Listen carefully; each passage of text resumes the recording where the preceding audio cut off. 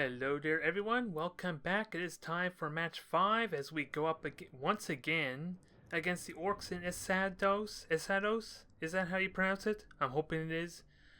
Because at first when I saw the name, I thought it was Esados. It could be Esados, I'm not sure.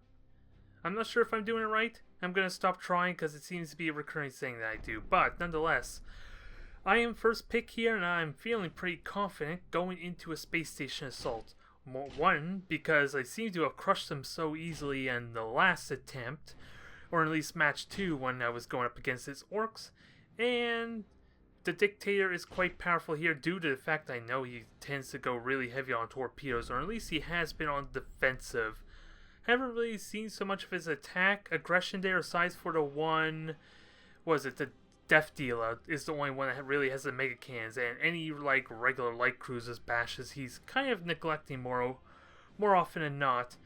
Only time I really saw his bashes was when he really had no choice, because I destroyed practically everything else, as made clear with his hammers, his battle cruisers dying in the first round that I ended up losing, and then the second match where I crushed 2 of his cruisers in the Death Dealer, so he kind of was forced to use his light cruisers in that match. So, I'm really suspecting he's going to go more of the fighters and bombers. I don't know where exactly his Death Dealer fits and all that, considering I destroyed the hammers before I got the defense on the space station assault. I was kind of the aggressor when I destroyed his battlecruisers, so I don't know if he's going to go with the brute force strategy that I saw before or the fighters. So, of course, I stay with my try and true with the Devil Overlords and Dictators to kind of help deal with the torpedoes at least. And they do have the firepower, potentially, to just wreck his cruisers, especially with the armor-piercing rounds. Normally, the rear is really vulnerable with the 25 armor, but armor-piercing rounds allow me to happily shoot at his flank, his sides there, without suffering the additional armor there. I'm basically shooting at 25 armor as well from the side, so I'm open to a lot of situations there.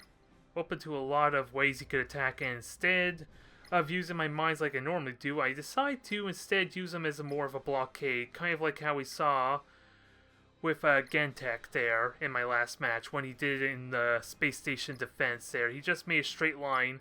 In this case, I crisscrossed him a little bit, make it a little bit awkward for him to move through there, just a little bit. He can kind of sideways there, but the idea is to kind of stall him. At least that way it gives me a chance to shoot an extra torpedo wave at him or not, but he does mixes it up a little bit, as he deploys 6 savages to go with his cruisers. So this is a little bit different, especially as it starts to become apparent he's moving his frigates over to the flank position, which initially I don't really think I'm really worried about it, because since my weapons are more broadside based anyway, I could continue my torpedo runs on his cruisers without really losing firepower, losing damage on the frigates. Since they're coming from the side, I'm basically shooting the frigates and lobbing torpedoes at the exact same time, with very little need to maneuver. Although, speaking of maneuver, since I see the angle he's coming from, I do decide to move a little bit to the left, just in case. Get myself prepared to receive his double-pronged attack. Awaiting orders. Otherwise, everything's going as you expect. He does reveal the shock attack gun there, which I didn't see what kind of damage it did to the battle station. It didn't look like it did anything, so that was a wasted favor, at least until he gets another attempt in. And without a doubt, I said as I saw lots of fighters there, I'm pretty content it's the same thing. I don't suspect the Death Dealer just yet, mainly because I don't even remember how many fighters the Death Dealer had. I thought it was only a single wave of fighters that was on that ship, so I'm thinking this is the same as what I saw before, the 2 hammers and just a regular cruiser maybe. I never did take the time to add the points up to make sure, not to mention the fact that off the top of my head I don't really know what the point values are of orcs, especially when they have their damn customization options to make it even more confusing, goddammit. It doesn't help in that matter. But nonetheless, good torpedo hits on at least one of the ships, and it does force a repair. I'm content with that. Kind of ignoring the frigates, mainly because even with the fighters there, I don't believe I can reliably hit enough of those frigates for the torpedoes to matter, although with how effective like 7 fighter waves have been, it's kind of seeming like a good idea. Watching this video, I do kind of question if maybe I should have sent a couple torpedoes to hit the savages, because even just crippling or even destroying 1 or 2 of them would be a big deal, because they still got very potent guns. And normally, if this was anything but a space station assault or even a breakthrough, those things wouldn't really be much of a threat, because I can just boost right by them and it would take an eternity before they can turn around and continue their shots. Or I could just run away from them altogether if the situation warrants it. But in this case, I feel like maybe I should have took him a little bit more seriously, as it does not seem like I'm getting a great deal of damage in. Especially now he's hiding the gas cloud. I had to pull my Widowmaker back some. Just a little bit. But I know what he's fielding. I know what he's doing. As he sees the minefield, he does have to consider going around a long way, which does slow him down a good amount. It does give me extra torpedoes, but with him in the gas cloud and my Widowmaker out of position, I don't really get a good bead on what kind of damage I'm doing. But I stalled long enough at least to get the Cobras out, the reinforcement wave, so at the very least, I'm content letting my Cobras try and deal with, or at least stall, the savages a little bit. Especially if I can get any of these torpedoes to hit, as he's flying right to them. And with that said, he's starting to get a little bit aggressive now. He micro-warp jumps right into the asteroid field there, going right over the asteroid field. So, even if the minefields did not do any damage, I think they did their thing, considering they forced a micro-warp jump out of him, quite frankly, to what I would argue is very little effect. He just jumps over a single mine that he didn't bother to go around, quite frankly. And my Cobra torpedo run did not go very well. I only got like 1 or 2 torpedo hits as my broadsides are starting to hammer savages. And focus my efforts on the cruisers, which of course the fighter waves are doing work, if nothing else. They may be bad at attacking with the bombers, but they are damn good at stopping the torpedoes apparently, because even with repairs, he's hardly took any damage there. So this is not as ideal a situation as last time there, as I brace myself for his attack run. I get my ships deliberately in the way to kind of shield against his charges, which honestly may seem questionable, because if he rams me, I'm just going to ram to the battle station, so it is questionable. I do launch my bombers to try and deal with some of the savages there, mainly the Dictator, as it bears fruit on one of them. One's going to burn to death there, other one's half damaged, but now I'm not getting optimal fire with like against savages. They are starting to do work, but no real permanent damage has been done just yet. As I knock one of the cruisers away, sadly, I'm not in a good position to knock this Death Dealer aside, kind of like how I just did with his cruiser there, but he goes in charging, he does some damage. He got a lucky lightning strike in there, and the savages look like they're completely unhindered now, as everything is on top of the ship. Damage is mounting really quickly there, and I haven't done enough damage to even cripple anything just yet. So I'm frantically trying to get myself turned around. I'm trying to maneuver my Overlord to try and knock the Death Dealer away, kind of like how I did before. Because right now, it's kind of necessary, even though it may not have been in the last match. The match 2, where I had my victory against him in this situation. Right now, it's looking pretty grim. Especially now he's got the lock on. The shield transfers did pay off in that they denied the Mega Cannons and Savages a couple of shots, but it's going to be short-lived. That's the only thing I can really do here is to try and do as much damage to this Death Dealer as possible. And I wonder if I actually did, because look at those ragdoll effects. Holy crap. Death Dealer just went flying across the station, and I don't know how exactly it functions in terms of the exploding ship, but I'm really hoping the Death Dealer got heavily damaged, because that would at least knock it out for a match, because apparently one of my cruisers got destroyed. That would be what it suggests there, and most of my ships did not take that extreme amount of damage, aside for some heavy ramming, but as I look at the results there, all my ships are heavily damaged, not destroyed, despite how it may seem with the one Dictator Overlord result there. It was not pretty. it was a little bit rough, needless to say. So, if I had to do things differently, I think I should have had the Dictator face up against the Savages. And the reason why I choose the Dictator is because it can keep its prow to those ships and potentially just ram them without really losing a lot of damage potential with its bombers and torpedoes. At the very least, it would have been a really good sponge for soaking a lot of the damage, considering all the Orcs' mega cannons don't have armor penetration.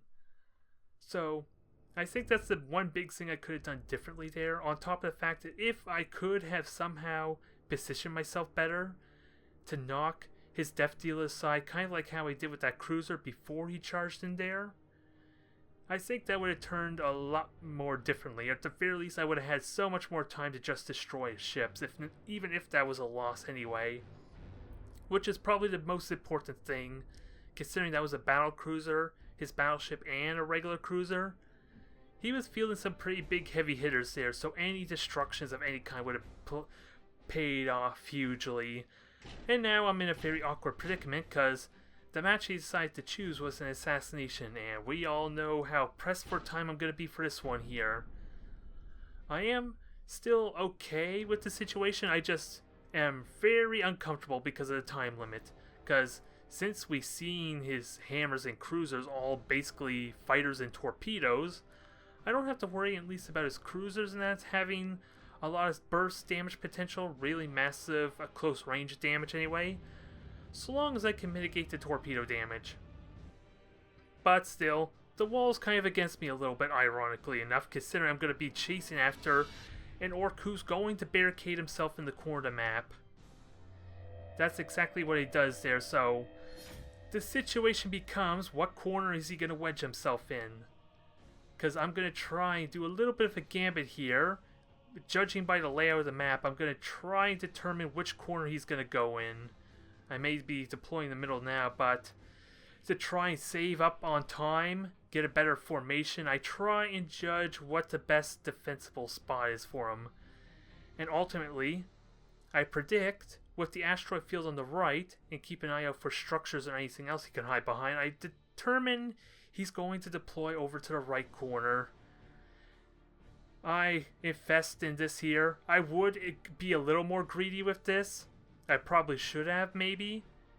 Considering time is of the essence, I need all the time I can get, but I try and be a little bit conservative by staying near the middle still. I could have probably gone a little bit more over, closer to the gas cloud maybe, to try and make the most of this gambit. But as it stands now, I'm double checking for any stations or wreckage or anything at all, but the good news is, the gambit pays off. The gambit pays off and I go into there charging and I have 3 minutes to work with. Reload's enabled. It doesn't really matter so much if I burn my thrusters so much, because really, it kind of keeps me from squandering my reload. Kind of like how I am now, to be perfectly honest, because I'm boosting, so reload's actually doing nothing, so I probably should have withheld that a little bit, but the reason I kind of did that is so I can make sure my lock-on and my orders are back up for when I finally get in there, because again, I have 3-minute time for this, for his warp out, so I popped it early, so at least that way I can guarantee the lock-on's available.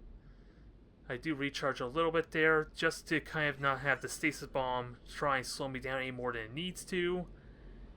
And we just charge in there recklessly. Hell, my retribution took a good deal of damage there. I do burn out on the boosters, which is unfortunate. Like I said, I've kind of squandered the reload a little bit, but again, it is going to be back up by the time I get in close, with 40 seconds left on that. And 100 seconds left for the warp out, so this is going to be awkward, especially with him using a crap ton of savages. But I do have shield transfers. I have ways to mitigate that damage, and one of them's already on fire, not to mention a handful of torpedoes on everything else. And with him only having one real ship to kind of stop torpedoes in the form of that cruiser with his fighters, I am getting some effective use at killing off his auxiliary ships. They're just not my priority right now, because I'm going to dive right through them, ideally if possible ram them to death, and hell, I even sacrifice this Widowmaker to take as many torpedoes as possible. Of course, it only takes one torpedo out of all of them, so that was very helpful. I'm not gonna lie, I would have preferred 2 or 3 out of that, but it did what it could. I go in there, I charge in there. I'm still gonna get stuck by a stasis bomb, unfortunately, as we're now below 60 seconds for the warp out. You can tell this is not feeling good. I do have to hope, with my 3 lightning strikes, my 3 boarding attempts, as I know after the fact, he has additional troop value on that ship. So, boarding is going to be very difficult. In a situation like this, a lightning strike could arguably be better. As the situation is, it's what? 8 or so % for each boarding chance to successfully cancel his warp. So I'm going in recklessly.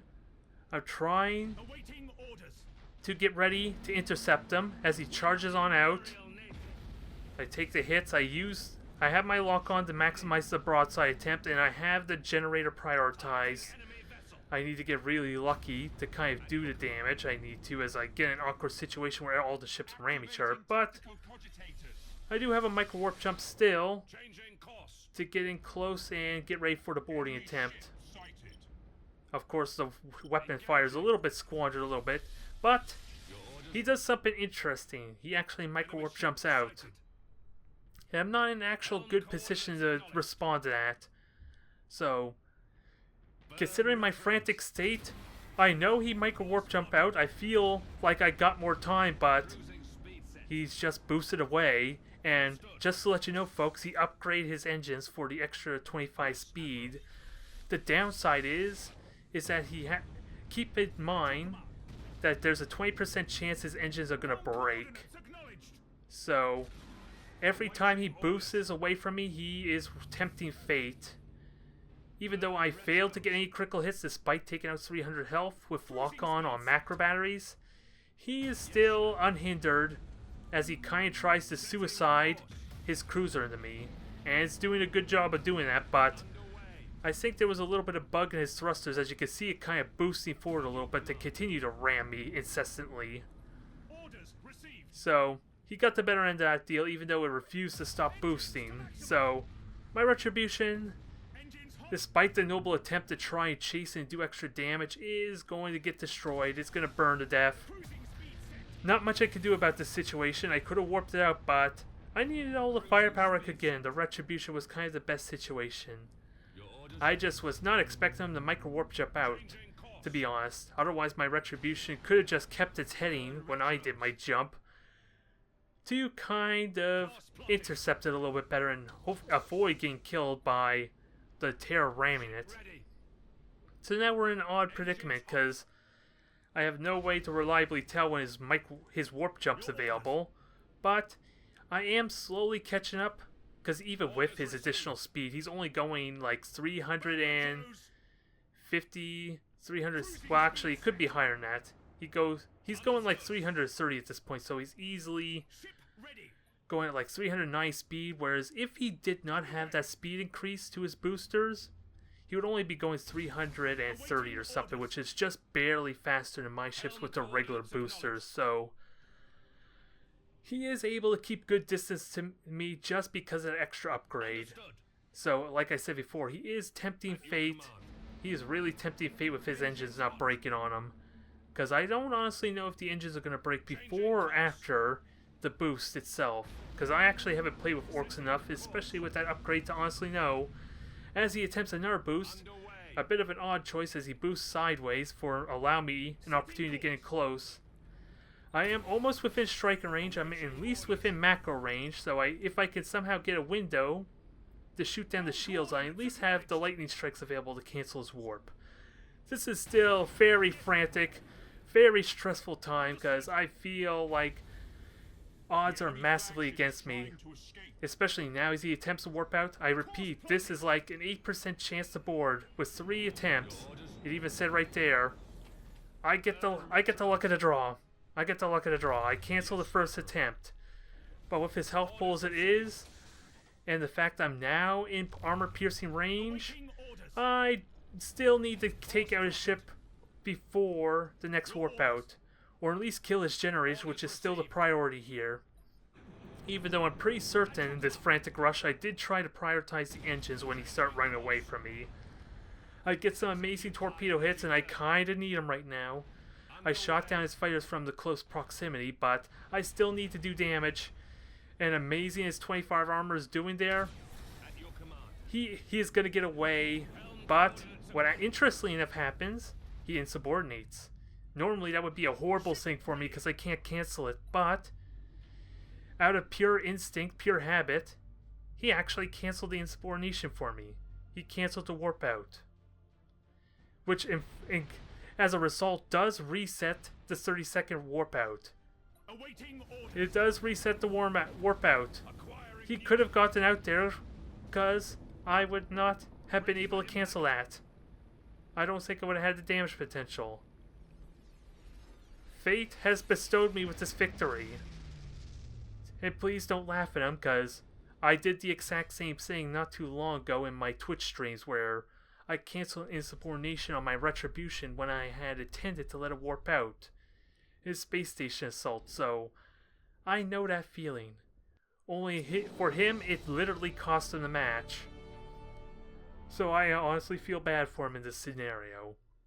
I managed to make a miraculous comeback against all the odds, but it's still a question of how should that retribution have pursued the Death Dealer, because I was not, for the life of me, expect him to micro warp jump out. So that's kind of why I tried to get the retribution in closer.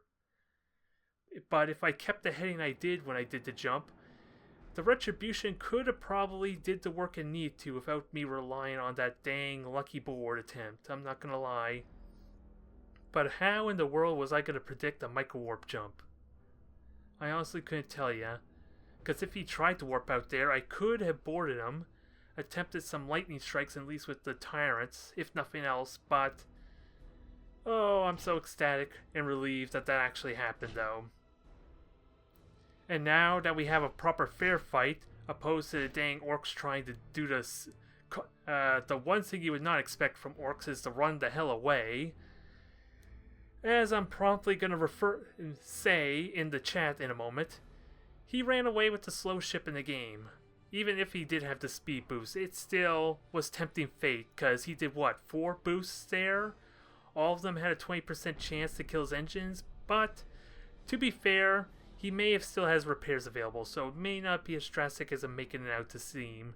So in the end, it was sort of fair game a little bit. I got an amazingly lucky board. Keep in mind the Tyrants have 3 boarding attempts, so we're looking at roughly around a 24% chance to successfully cancel that warp.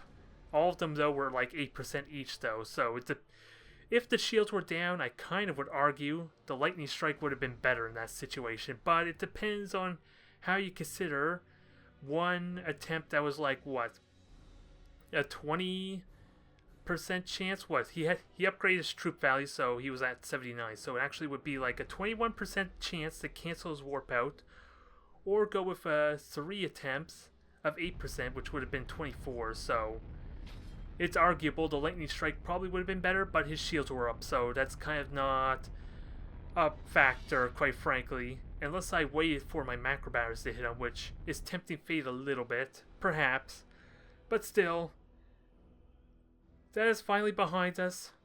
We got rid of the Death Deal, if nothing else, so he cannot feel that for this match. He lost his cruiser, suiciding it to the Retribution, successfully killing the Retribution, mind you, but I decide to bring in a new variation. I bring in the Devil Overlord. The Devil Overlord with the Devil Tyrants. Potentially maximum firepower if I can get in nice and close. But still, kind of the same amount of torpedoes if I were to go with a Retribution, Tyrants, and a Dauntless. Arguably, it's more torpedoes with the Dauntless because it has the Imperial Navy favored, but still, the idea, well, since it's really the only cruiser that I have to field, it's more of the raw firepower. This is probably the most firepower I could field in this fleet, just about. At least the most burst potential, considering they all have the long reload macro batteries. So with all the banter going on there about what just happened, despite him admitting that the mini jump, the micro warp jump, probably was a mistake, It may have been in his favor a little bit, because after all, I had 2 tyrants and the retribution ready to cancel his warp out. And even if it did cost all my ships their ability to board for the second one, I still would have enough firepower to potentially just straight up kill him before his 30 seconds where he can warp out again. It depends how lucky I am. I think it's safe to assume it would require all 3 of my ships to kind of interrupt his warp out. So I would have had only 30 seconds to get full value out of the retribution, the 2 tyrants, and it was very possible there. We saw how quickly 2 tyrants alone just murdered that death dealer. Just add the retribution at point blank range with that, because it technically was in point blank range. Although with his boosts, he still probably could have made things a little bit awkward. I'm not gonna lie, that is not a very comfortable spot. But that is behind us. Let's move on to the next match, shall we? The final match after that miraculous recovery, because this is more my comfort zone there, I think, without a doubt. As we deal once again with the dang torpedo salvo of his cruisers. And I'm content with getting aggressive with this fleet, because he still has the fighters, but I have the macro batteries, and I know for a fact he does not have the close range damage.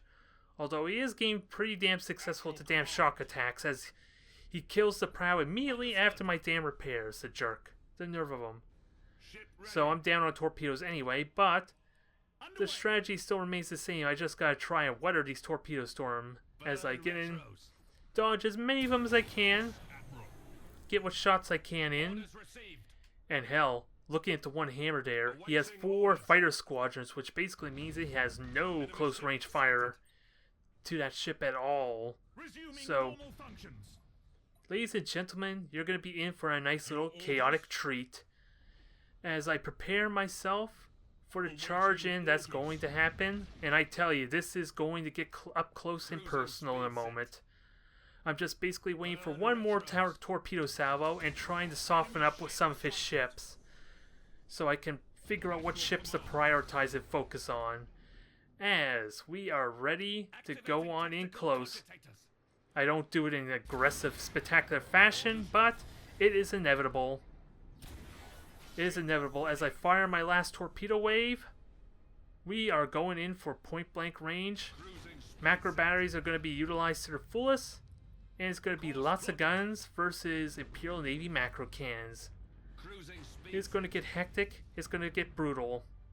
Enjoy the show, folks. I think for this one, I'm not even going to commentate. I'm just going to let you enjoy what there is to offer, because it's going to be chaotic enough as is. Resuming normal functions. Underway. Awaiting orders. At your command. Execute high energy turn. Changing course. Yes, Admiral. Orders received. At your command. Setting course. Activating tactical cogitators. Acquiring new vector. Awaiting orders. Course plotted. Your orders? Your orders? Taking heavy damage! Awaiting orders. Changing course. Ship ready. Ship ready. Reporting successful boarding action. Awaiting orders. Underway. We are the Imperial Navy. Yes, Admiral. Engines hot. Understood. Engines to maximum. Your orders? Burn retros. All ahead Tactical cogitators. Yes, Admiral. At your command. Ship ready. Helm coordinates acknowledged. Your orders? Orders received. Engines hot. Awaiting orders. Cruising speed set. At your command. Course plotted. Your orders? Execute high energy turn. Yes, Admiral. Cruising speed set. Ship ready.